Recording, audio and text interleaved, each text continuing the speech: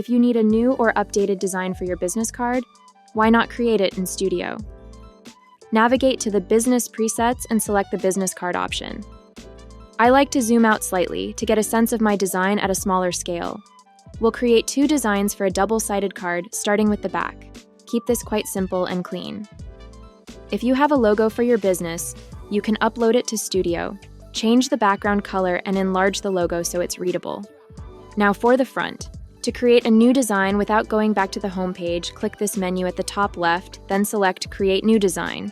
A new tab will appear. Match the dimensions of your previous design in the box at the top of the canvas. In this case, they are 1050 by 600 pixels. I'll use a different brand color for this side of the card for contrast. Then let's add in some information. Create a new text field and add in your name, relevant contact information, and website. I felt this side looked a little plain, so I added in a PNG graphic from Creative Fabrica to add a bit of detail to this side. Have fun and experiment with your own designs and combinations. Make sure to like and follow for more quick tips. Studio, go beyond ordinary.